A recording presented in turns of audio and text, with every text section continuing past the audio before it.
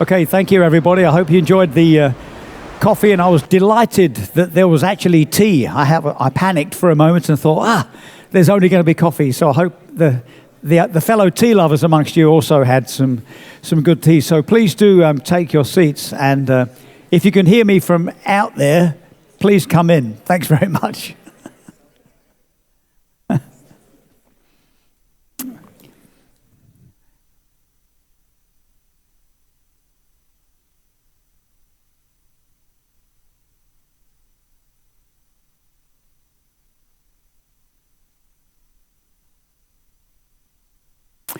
Okay, well, welcome back, everybody. We're off to a really great start, and I hope you enjoy this next session too. We'll start by bringing on stage, if I may invite the managers of the mission. And I'd very much like to invite Kęstutis and John, Kęstutis Saduskas and John Bell. These are the managers of the mission. Maybe if you took these two seats here. Would that be okay? Great.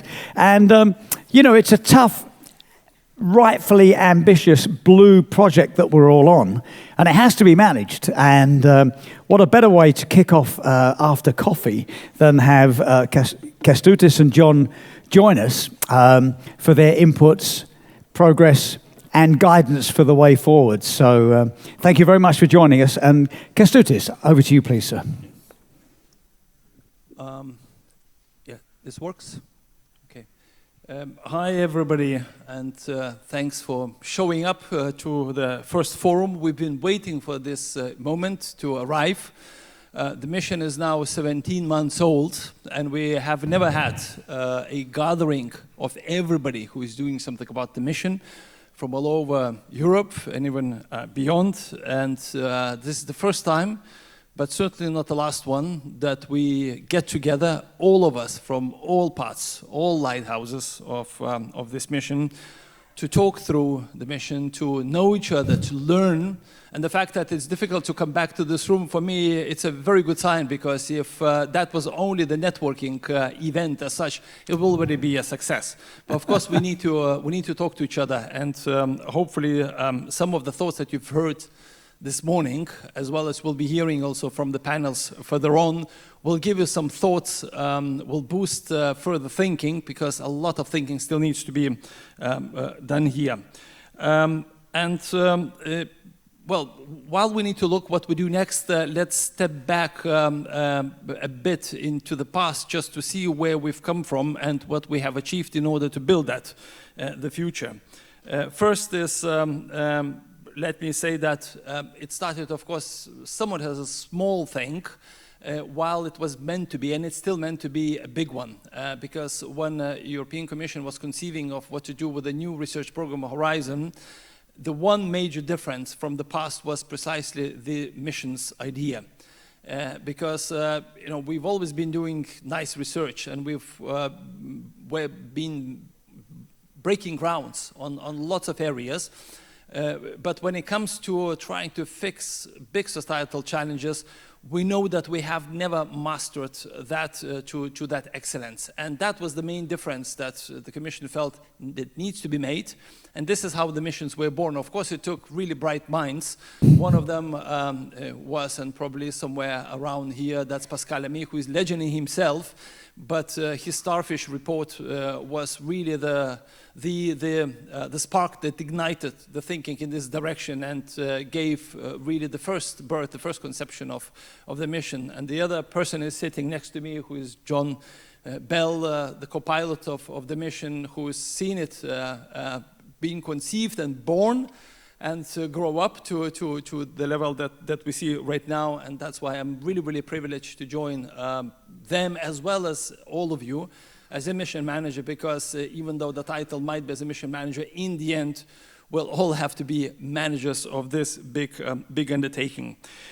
We have succeeded in a number of accounts. You know that one of the ideas is to roll out the mission in the sea basins. And we call them lighthouse because that's the place where you see the beam that tries to bring you to the shore and gives the hope in the darkness of the night, and knowing that there will be sometime light that will guide you to where you need to go. And we've rolled them out, some with events already taking place, like for the Atlantic and Arctic in Cork, or in Marseille for the Mediterranean, and the two to come still in Bucharest for the Danube and the Black Sea, and the Baltic and the North Sea in Hamburg in April. So stay tuned, and whoever can join there, please be there, because these are going to be great events. I'm pretty sure. When it comes to the horizon itself, which is the kernel of this mission, but that's sort of not the only instrument. There we have already funded a lot of projects with 300 partners in 39 countries, and these projects will develop the innovative, new, scalable solutions for each of the mission's objectives, of which there are 3, and they will be also integral part of the lighthouse communities. And very important, we would want to be sure that these lighthouses talk to each other, that they show the light to each other, that these lights are connected. That means that we have to be sure that what happens in one lighthouse also has a ripple effect in another one, positive one, of course. And the idea here is to make sure that it's not that only one lighthouse succeeds if we leave the others behind. And that's the whole idea here, that we leave no one behind. Part of the solution here is to make sure that the regions who, or the applicants who apply for the funding and participate in these calls, they also have to bring in regions from other parts of Europe. Why is that important? It's important to make sure that others in distant parts of Europe also know what happens in that particular area, because they can learn, they can replicate, they can probably improve things. So the idea is learning, is talking to each other, sharing these ideas. We have one of the examples, for example, if we manage to find a solution to the plastic pollution in the Mediterranean, very likely it will be as pertinent to the Atlantic or the Baltic. If we manage to fix the nutrient pollution in the Baltic, I'm sure it will be also as relevant for the Black Sea and the other parts, and by the way, also for our waters, especially the inland waters.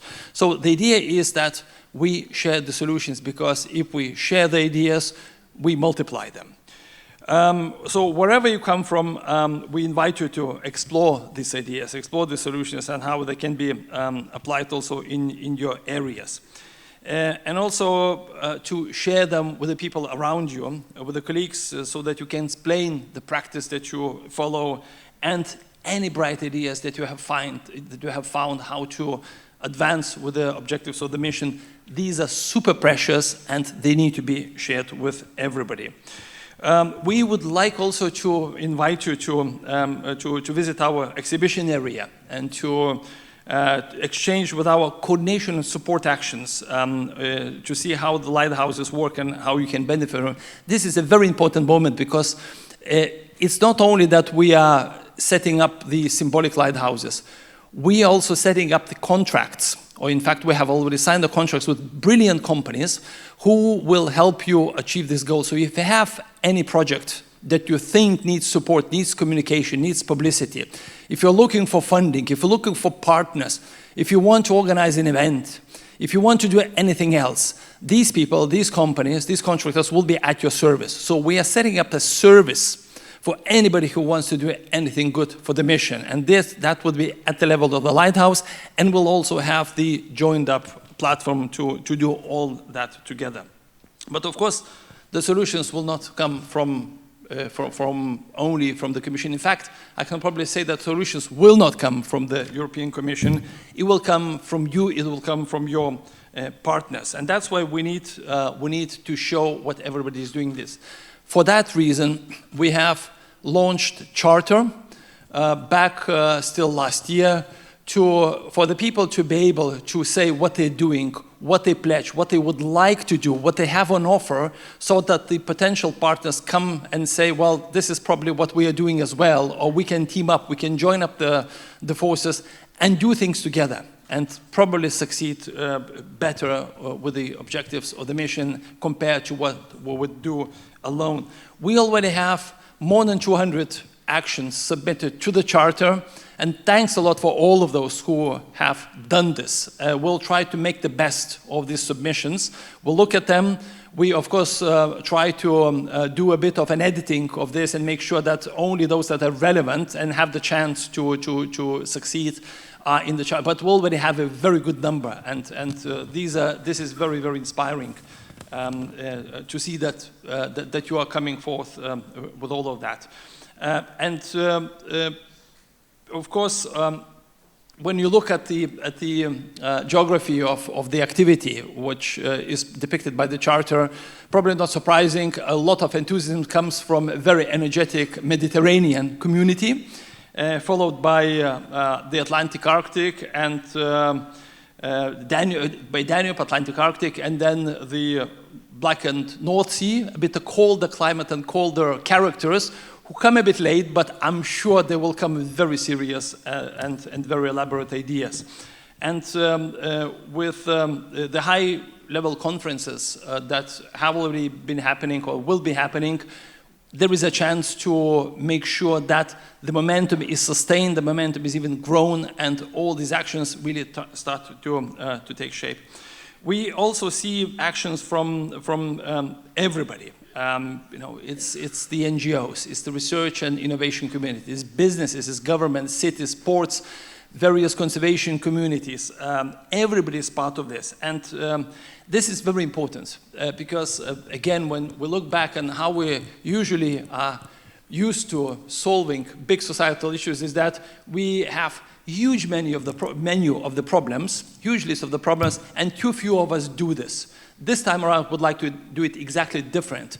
We need to select just a handful of the key challenges, something that cannot be done with the usual tools, with the usual instruments that we have, and then everybody comes together. So few objectives, few topics, but many actors. That's the difference to what usually we do with typical societal problems, and that should be part of the secret of the success. And of course, knowledge. Still has to be built up. Charlina Vicheva has mentioned that, and one of the flagship projects here is the Digital Twin Ocean, which is meant to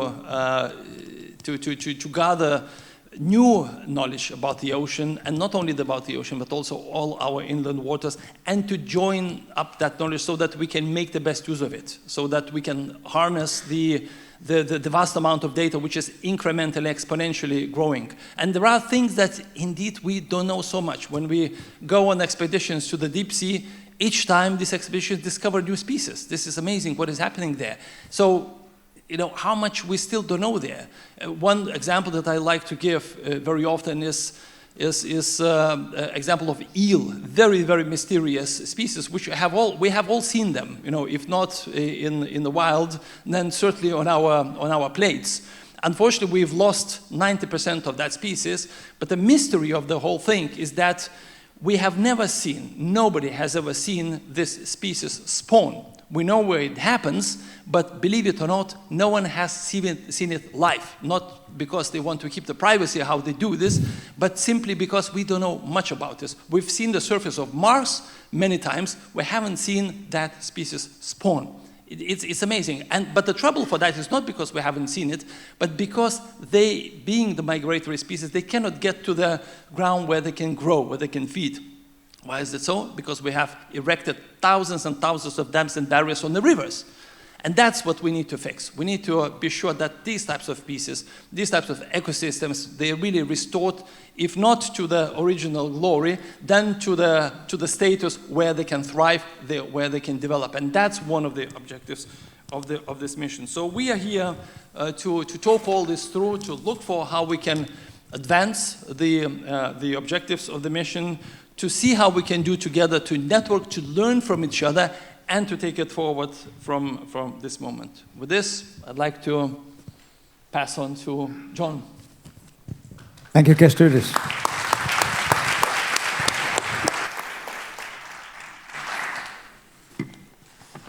I was very moved this morning to hear Commissioner Sinkevičius speak from the Ukraine. And in this age of anxiety, when we are all anxious that the future can't be better, We're better to look than at Ukraine to see what do you do when you have an insuperable, apparently insuperable problem. Well, you change the context.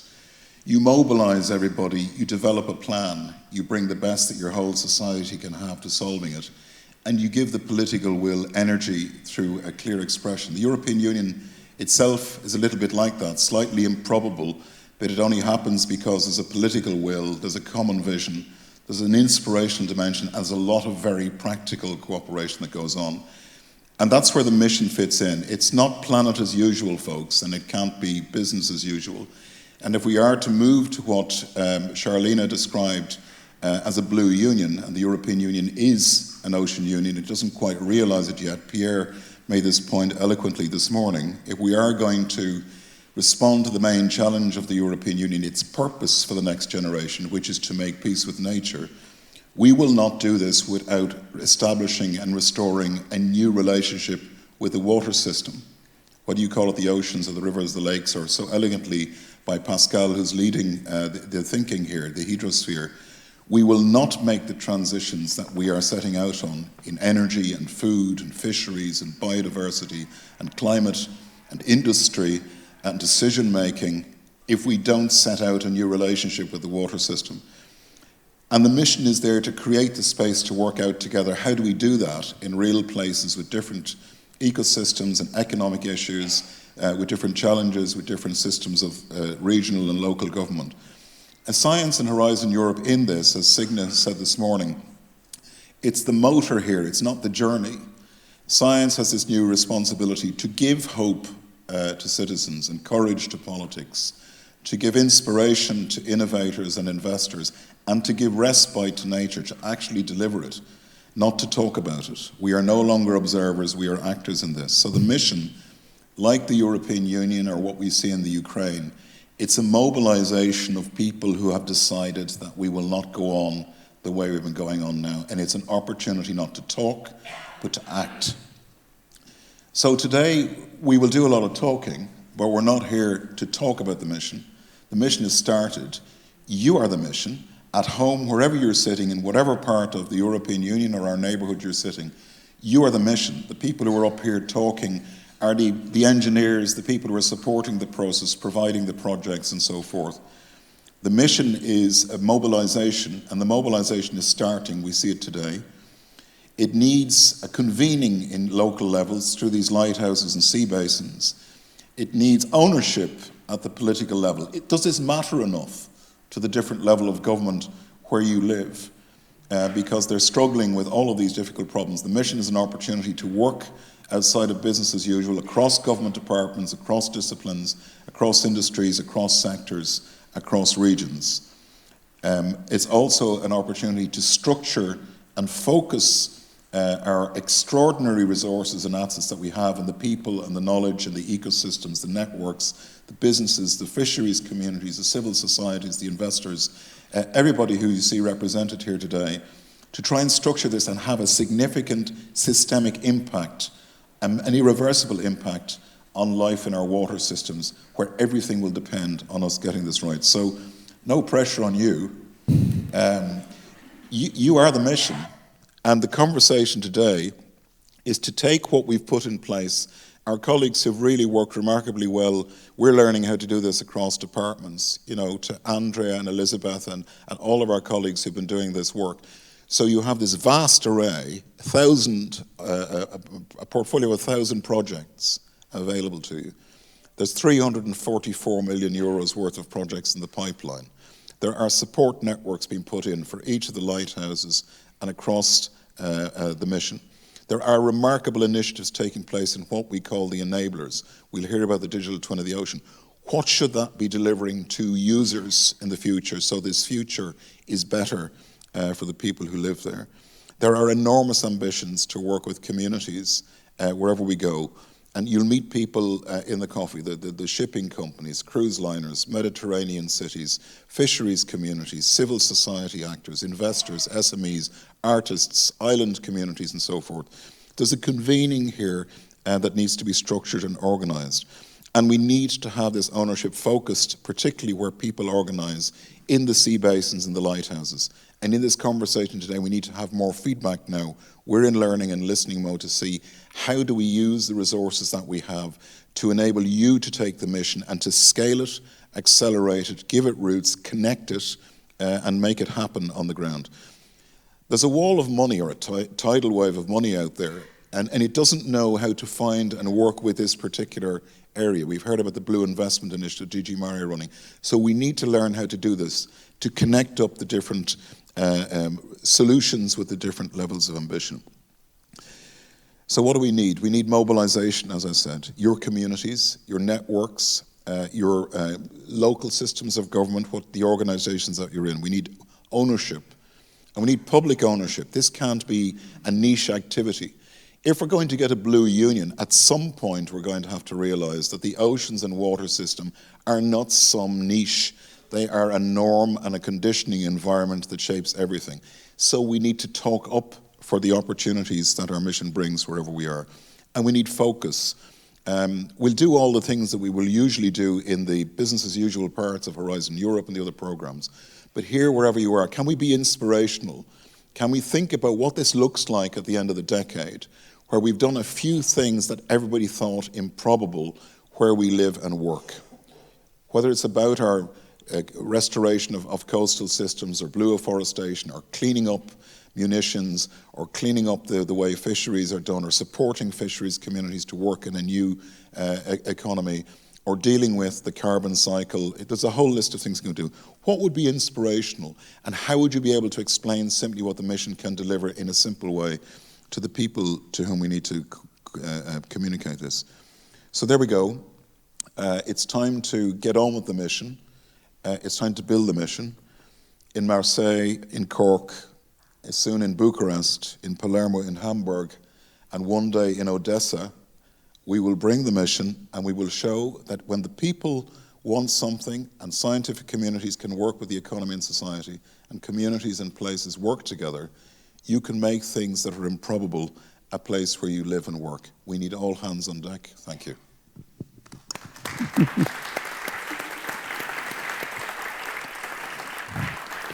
Well, Kęstutis and John, thank you very much. I'm sure you'll all agree with me that at times like this, we all think we're getting sort of like battered with these global targets that it's okay to miss.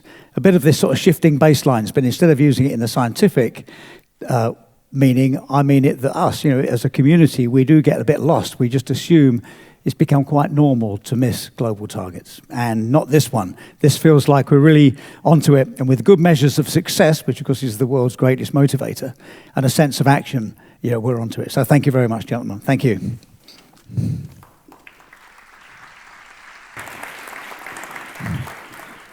Okay, so we're off now. I'd just like to take a moment to explain how the rest of the day will unfold. We've got 5 panels ahead of us, which follow the structure of the mission, of course. The first 3 focus on the thematic objectives. 1, restoring biodiversity and ecosystems. 2, eliminating pollution.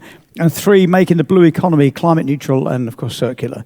Plus, there's 2 panels that explore the mission enabling activities. And these are number 4, which is knowledge, digital twin ocean as mentioned, and 5, public mobilization. So that's the theme of the rest of the day's activities. And we'll start with the first objective, restoring marine and freshwater ecosystems and biodiversity. And to kick that off, we can't go too far wrong with having Unica Holden, who is the Deputy Executive Secretary of HELCOM. And Unica, the stage is yours. Thank you very much.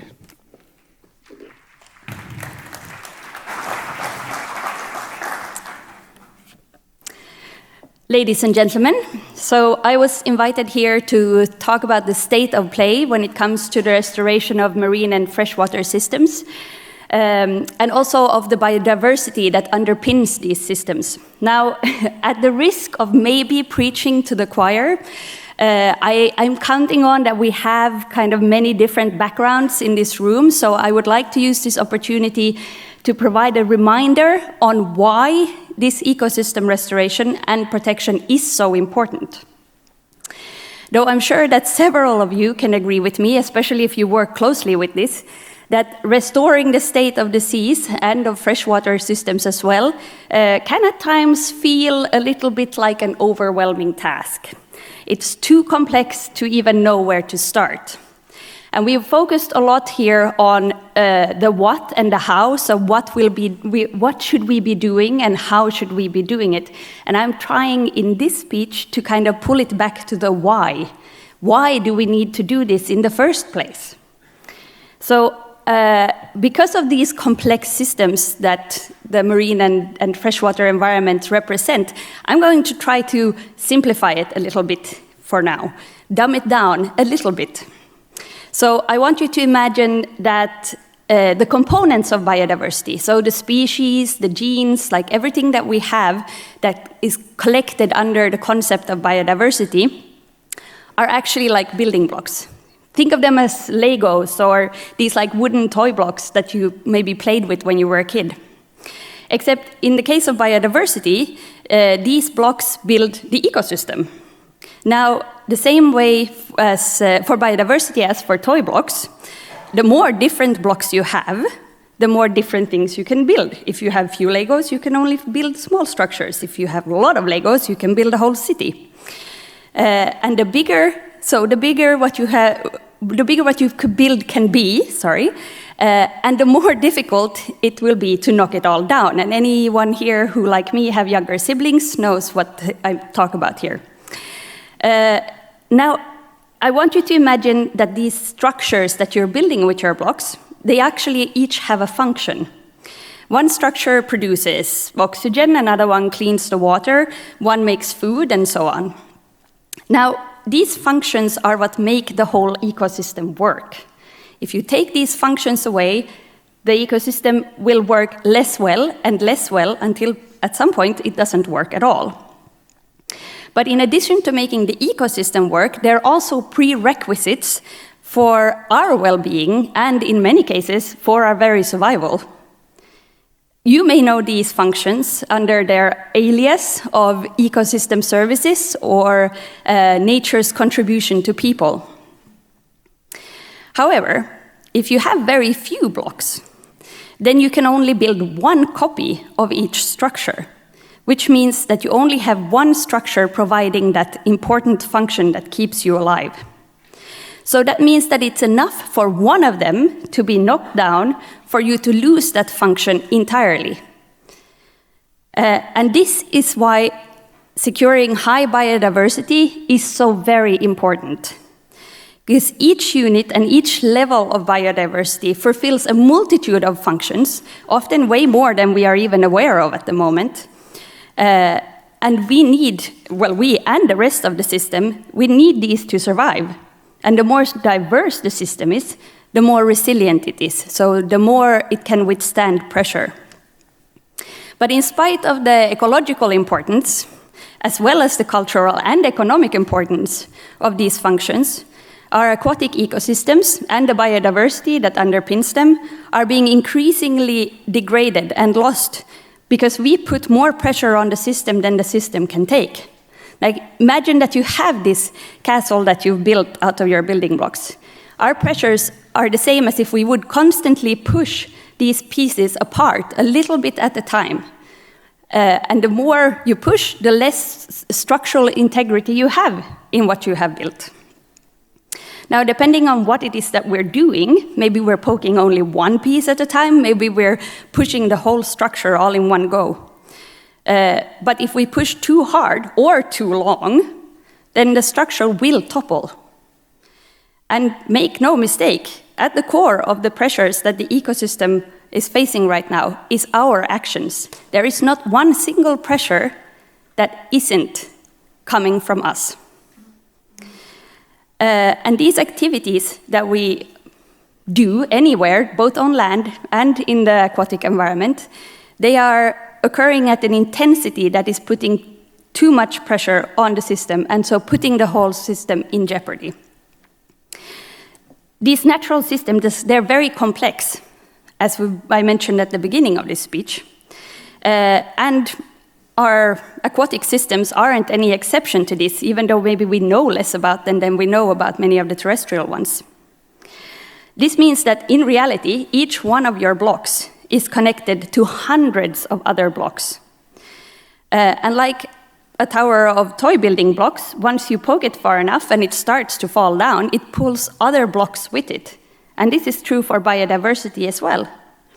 Once we start losing species or functions, this causes a cascade in the ecosystem, possibly changing it forever. Now, in order to ensure that this doesn't actually happen, and that's kind of why we're here today, we need to limit the amount and the intensity of the pressure that we're putting on the system. And we need to do this by acknowledging our role in this crisis, in this biodiversity crisis that we have created, by taking responsibility, and by starting to genuinely manage our activities so they are within what the ecosystem can tolerate. We are essentially the ones that are tearing the blocks down, so it's also up to us to stop, because now we are running out of time. And this is both in relation to our target of 2030, but also in relation to the bigger concept of biodiversity and biodiversity loss. Now, this is where we come to restoration and protection. And these play a key part in curbing the crisis. It buys us more time. Because luckily for us, once we stop putting pressure on the system, in most cases, it actually starts rebuilding itself. And this is what passive restoration and protection is all about. We remove the pressures so that we give space to the environment, to biodiversity and the ecosystem to rebuild itself and secure those functions that we so desperately need. So essentially, if we stop actively taking it apart, it stops breaking. Now, that's pretty straightforward. That said, in some cases, degradation has gone really far. And coming from the Baltic, I know what I'm talking about here. And so there might be a need to speed up recovery or help rebuild. And in these cases, we need to essentially put these pieces back into place. And this is what we often refer to as active restoration. Now, everyone in this room, we're involved in these efforts in one way or another. Otherwise, we wouldn't be here in the first place. And we know that there are layers and layers of complexity to this whole process, and that plays into all these efforts that we're putting in place. But I hope that this can help you remember that underneath all of it, it really is quite simple. And if we keep that in mind, then hopefully all the complexities and all the daunting tasks that we're facing feel a little bit less intimidating. Because we talk a lot about nature's contribution to people. But what about our contribution to nature? What about the legacy that we leave behind? It's time to start rebuilding instead of taking it apart. And hopefully this rebuilding helps us not only to restore the living environment, but as John also touched on, our relationship with this environment. Because this is a vast, intricate system which has been painstakingly built over billions of years into the most unique structure that has ever been seen. And this is our home, and we depend on it for our survival. So the first step in addressing any problem is understanding what causes it, and we do that now. Through the work that we have been doing over the last 20 years or so, we really understand what our role is in the destruction of the ecosystem. But the second one is to fix it. And that's where this mission comes in. Thank you. Janika, great stuff. Thank you so much. Thank you. Thanks, Janika. I really enjoy that because we have this thing, we talk about loss of biodiversity. It doesn't matter which headline you see. They all frighten us, but not much seems to change. So we need, the more of this, loss of biodiversity, it is a crisis, and what are we doing about it? So thank you for setting the scene, Janika, very uniquely for our next panel. So it gives me great pleasure to invite to the stage, if I can, Delia Dimitriou, who is the representative of 3D Danube Delta Decarbonisation, Stephen de Grega, Thank you, Stephen, Project Coordinator for Blue for All, and Robert Lichner, please, Head of Danube Strategy Point. Please join us on stage. Thanks very much. Where would you like to sit?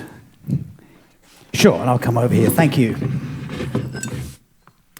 So we're also joined by Romain Trouble, who is from the Tara Europa mission. I know Romain, I haven't seen him for some time, so at least I'll look forward to seeing him on video. So Romain, I know you're with us somewhere up on video. Can you hear us okay? There he is. Hi, Dear Romain. friends, I'm really sorry not to be with you today. Unfortunately, it's beyond my will, and I really wish to be in Brussels with you along.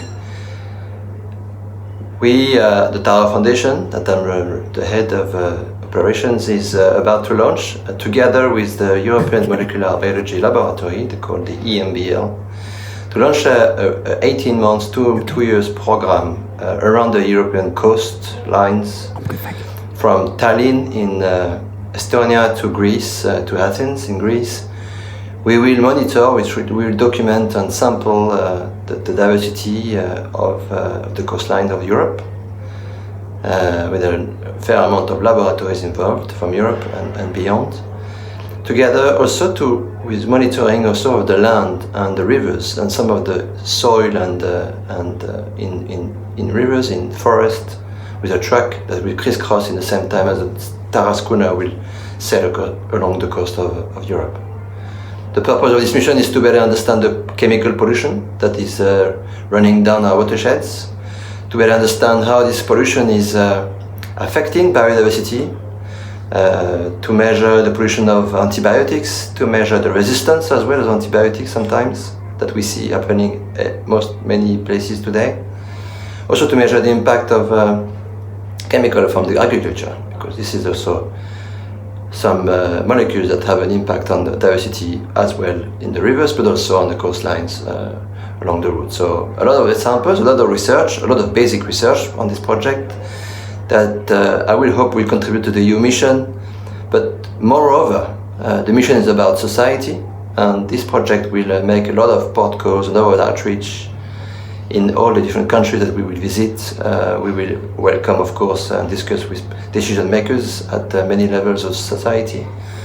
We will also discuss with local communities, with public and outreach for kids, explaining that everything we put in our environment, in our rivers, goes down the watersheds and goes down to meet the ocean, and the ocean from where we eat a lot of stuff. And so there is maybe a link between our issues with health issues as mankind and this presence of chemical pollution in the waters. So all about water quality and healthy ocean and rivers, and I really hope that we can contribute to the EU mission in the near future, and of course during the next 2 years. Have a good day, and sorry again not to be with you. Bye-bye. Okay, well, thanks to Romain. I wasn't sure if Romain was going to be live, but I understand now that him and the Tara are stuck in a shipyard somewhere, so that's pre-recorded. Well, now, what do you think, Delilia? That was a good input there from our friends at Tara. Of course, their angle is very much a public and communication side of things. They do a great job. But how does your project, what is it doing, working towards the Danube Lighthouse? Can you take us through it, please? Yes, I'm extremely happy that I'm here, because since morning I've realized that our initiative, Decarbonizing Danube Delta 3D, is tackling several aspects of the mission. And in fact, we are a mission in motion, and I will give you the examples. So, I'm coming from Romania. We are a border. We have a border with Ukraine. The Danube has an arm there, and we are, of course, sharing the pain. But we're inviting our Ukrainian colleagues in everything we are doing. This Decarbonizing Danube Delta is an expert-based network committed to calls for action. When we started, the mission was not public, so we didn't know about mission. We started as a research group, small research group, working on decarbonizing mobility waterborne. It was a call on Green Deal, decarbonizing ports and airports. So we worked with our colleagues from Atlantic. Guess what? Now, Danube Delta, or Danube and Atlantic, they have a restoration as part of the calls. So when we wrote that call, we realized that to decarbonize Danube Delta is not easy. To decarbonize a port city, you have solutions, technical solutions. When you go to Danube Delta, a region where the communities are linking by water, when you have biodiversity, ecosystems, very sensitive, and you come with your climate change knowledge, it's not enough. So we realized during that call that we need to go further to do it properly. So then we added, we were lucky because by that time, our colleagues from Danube Delta National Institute, they are knowledgeable on biodiversity, ecosystems, they are placed there. They were partners. So we start to build, then to identify first the needs and to build these steps towards decarbonization. So we ended with a vision and then pillars, a strategy that has vertical pillars and horizontal pillars. The vertical ones are addressing the sectors. So we started with mobility, transport, yeah? And then, of course, energy, which is extremely important. And we wanted to have local-based solutions on energy. And then we said, okay, solar is one of the solutions. What about offshore, onshore wind? In Danube Delta, no, there are some restrictions because of the birds, because of some regulations in place, because of Danube Delta Biodiversity Reserve. So, knock down a barrier. How we overcome it? Invite them. So, from our research community, we invite every stakeholders that helped us going together towards this decarbonization path. And then it's agriculture. Of course, we need it because the community in Danube Delta, they are involved in agriculture. Part of it is sustainable. Part of it, you see several wetlands were now turned into an agricultural part, which is not good because the soil is not good for agriculture. So we have to restore it, to reverse it to what it was like 20, 30 years ago. And then, of course, climate adaptation mitigation. This was good, I'm a climate expert. And then circular economy. And then, of course, who will impact? Water is like a transversal, yeah, everything is happening by water, and indeed, water is everywhere. And we have to treat it respectfully and to learn from water. And then, of course, who will impact? Tourism. Because in Danube Delta, during summertime, pollution is there, tourists are, they are enjoying, but then we have to learn from local communities. They have solutions on nature-based solutions. They understand what nature-centric solutions means. We don't from the offices because we are doing research, we write or read articles, but then they implement it every day. And the beauty of this initiative is that we've learned a lot, the research community, from locals, from fisheries associations, from ethnic associations, from several professional local associations, NGOs. And then, of course, we needed local authorities because then the mission calls came. And then you need end users. What do? Okay, so we invite the local authorities, and now we are a mission in motion, and we were very successful at COP27 in Sharm el-Sheikh, and now for COP28, we will prepare a side event with our Egyptian colleagues, decarbonizing Danube Delta and Nile Delta. Thank you. Thank you very much, Delia. Sorry to push you on time. It's one of these days, isn't it, where every one of us has got so much important stuff we could speak for many months. But so, Delia, sorry to cut you. But it's lovely to hear that. So many different levels of your engagement that you just have to take them all on and then find a path that we're describing as success. So thank you very much. And now, Stephen, which is Blue Parks and Parks for All. I love it. Over to you, sir. Blue for all, indeed. Blue for all. Blue for all, indeed. Thank you. Well, I'm also very happy to be able to talk to you because we are, of course, very excited about the project. The project that actually started the 1st of January and it will run for 4 years. And actually, you know what it is? It's all about making marine protected areas work.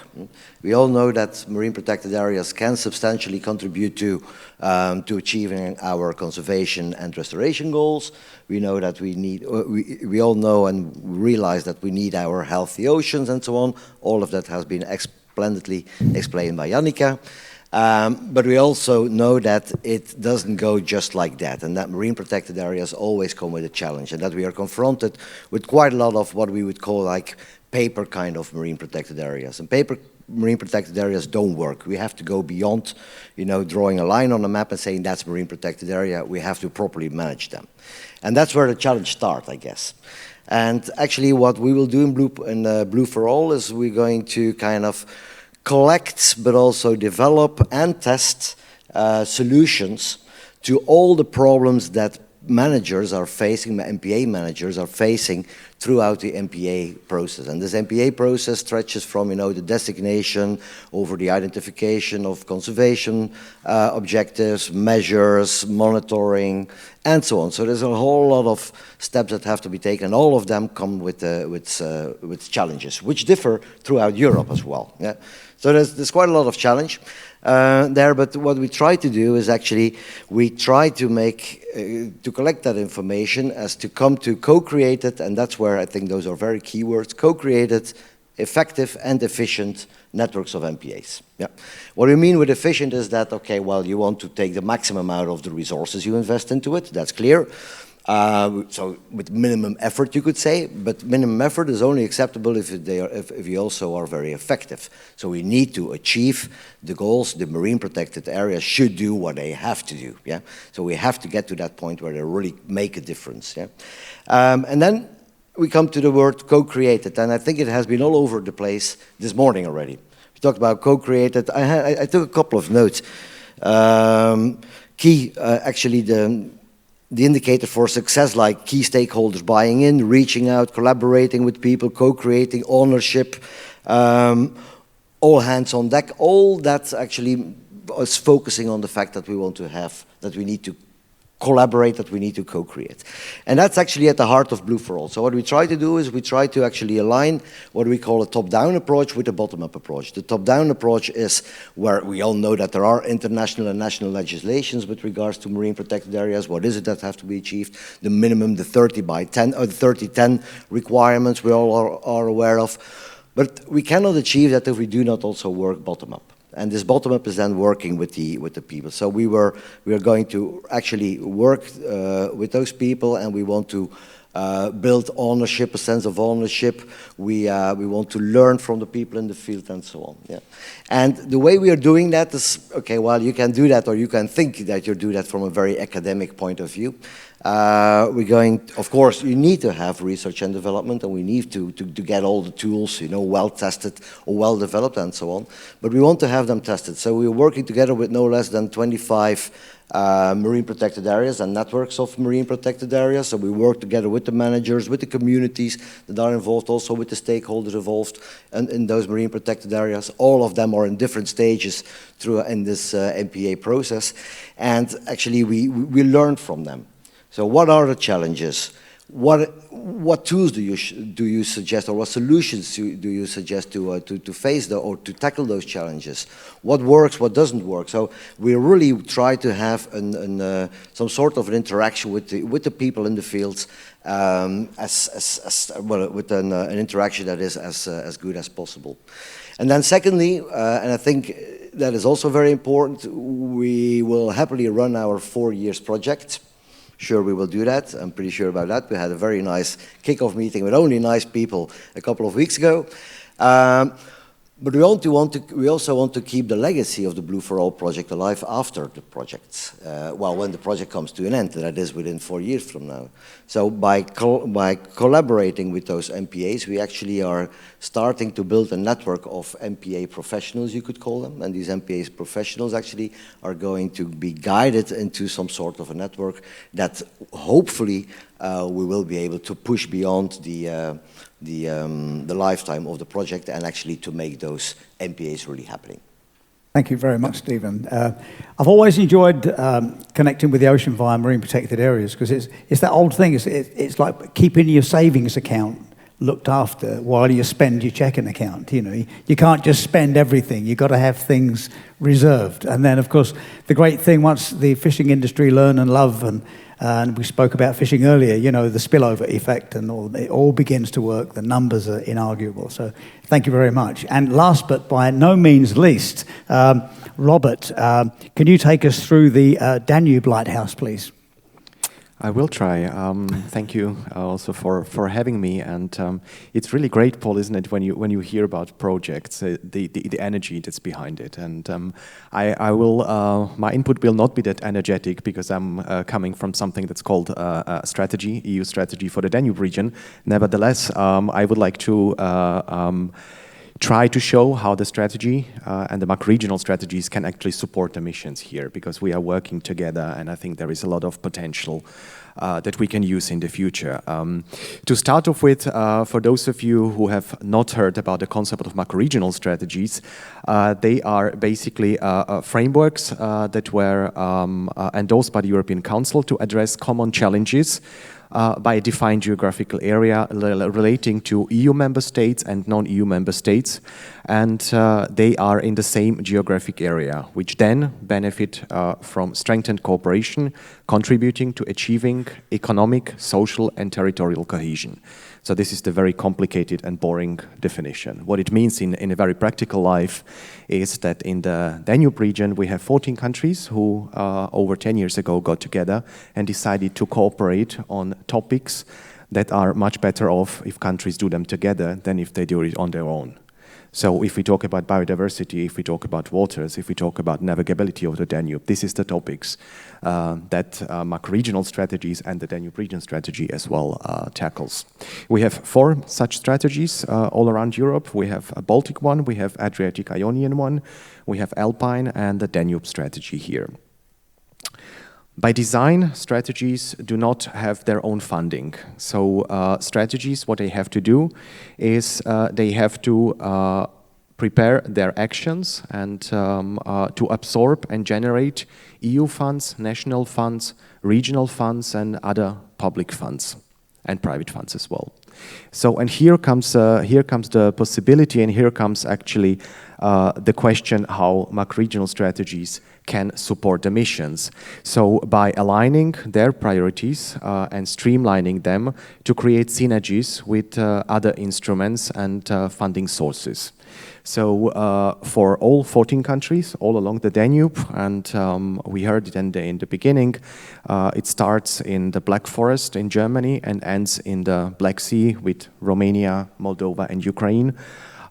We have a stable governance structure, so the strategy has a governance structure as well. And there, the so-called action plan has targeted actions that are being implemented on the policy levels.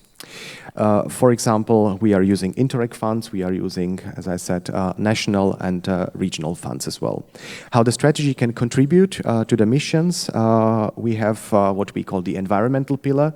So this is thematic priorities, and these thematic priorities we have, again, all 14 countries working on specific topics. So we have one priority area, that's what we call PA4, the water quality. So we have experts, thematic experts and experts on policy level who work towards water quality.